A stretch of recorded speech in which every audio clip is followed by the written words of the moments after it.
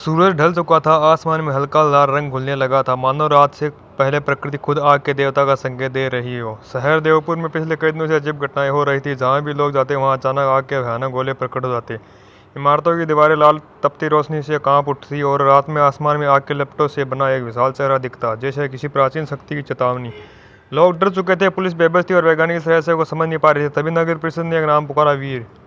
वही बालनाग जो असाधारण शक्ति, तेज बुद्धि और जादुई ऊर्जा से बना था। वीर जब महागुफा से बाहर निकला, हवा में हल्का कंपन हुआ उठा। उसकी नीली ऊर्जा वाली पोशाक चमकी और उसके चेहरे पर दृढ़ता साफ दिखाई दी। उसके गुरु ज्ञानी ऋषि ने चिंतित स्वर में कहा, वीर, यह आग साधारण नहीं है, यह अग्निरथ नाम के प्राचीन देवता का संकेत है। कहा जाता है कि वह तब जागता है जब मानव अत्याचार पृथ्वी और बढ़ जाता है। वीर ने गंभीरता से पूछा, गुरुदेव, क्या वह चुपचाप लौट आया है? ऋषि ने सिर हिलाया, हाँ, और उसका लक्ष्य है देवपुर को जला देना, ताकि दुनिया में संतुलन फिर से स्थापित हो सके।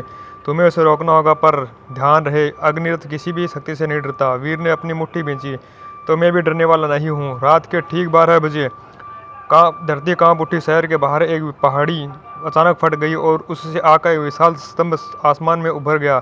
उसी स्तंभ से प्रकट हुआ अग्निरथ, आग का देवता। उसकी ऊंचाई पर उससे दोगुनी थी, शरीर पिघले हुए लावा जैसा चमक रहा था और उसकी आंखों को धधकते सूरज जैसी लग रही थी। वह गर्जा, मानवो, तुमने अपनी दुनिया को खुद जला दिया है, अब मेरी बारी है।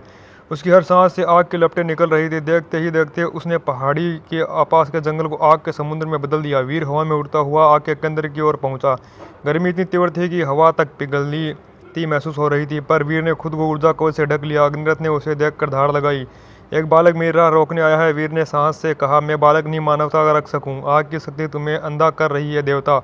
अग्निरथ ने अपने हाथ से आग का गोला फेंका। वीर ने हवा में घूमकर नीली ऊर्जा की ढाल से उसे रोक लिया। टकराव से हवा में विस्फोट हुआ, जिससे बादल तक कांप उठे। वीर ने अपनी ऊर्जा तलवार निकाली है, एक चमकीली नीली धार जो हवा को काटती हुई आगे बढ़ी। उसने तलवार हवा में घुमाई, ऊर्जा की लहरें अग्निरथ की ओर भेजी। अग्निरथ ने उन्हें एक ही झटके में पिघला दिया। मेरी आग सब कुछ निगल जाती है, अग्निरथ चिल्लाया। वीर समझ गया कि सीधे साधे हमला करना बेकार है। उसने अपनी गति बढ़ाई और दाएं बाएं होते हुए अग्निरथ के करीब पहुंचा। वीर ने छलांग लगाई और उसकी छाती पर प्रहार किया, पर प्रहार का असर न के बराबर था। देवता केवल मुस्कुराया। वीर पीछे की ओर धकेला गया और जमीन पर गिरते ही उसके चारों ओर दरारें फैल गई। वीर उठकर बोला, देवता, तुम आग हो, पर आग को भी दिशा चाहिए। बिना नियंत्रण के खुद को जला देती है। अग्निरथ थम गया। वीर ने इस मौके का फायदा उठाते हुए अपनी शक्ति बढ़ाई। उसकी आंखों में चमक आई और उसकी पोशाक से कई नीले किरणें निकली। वीर ने हवा में उड़कर कहा, तुम्हें रोकने के लिए मुझे तुम्हारी ऊर्जा वहीं लौटानी होगी जहां से वो आती है, आग की जड़ में।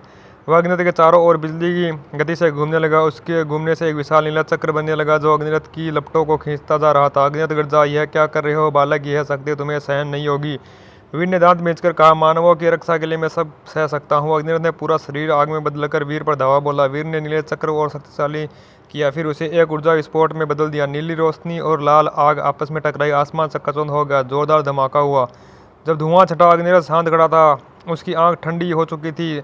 वह अब एक साधारण शांत देव पुरुष की तरह लग रहा था। उसने गंभीर स्वर में कहा, वीर, तुमने साबित कर दिया कि मानवता में अभी भी आशा है। मैं वापस अपनी अग्नि में जा रहा हूँ, जब तक कि मनुष्य खुद को फिर से न भटकाए। और वह लाल लौ में बदलकर आसमान में गायब हो गया। वीर थका हुआ, पर उसके चेहरे पर मुस्कान थी। शहर में लोग खुशियां मनाने लगे। उस रात देवपुर की हवाएं पहली बार ठंडी थी, क्योंकि वीर ने न केवल शहर बल्कि आग के देवता का क्रोध भी शांत किया। और वीर जानता था, जब तक वह कोई देवता, कोई राक्षस, कोई अहंकार मानवता और विजय नहीं पा सकता। ऐसी और कहानियाँ सुनने के लिए हमारी वीडियो को लाइक करें और चैनल को सब्सक्राइब करें।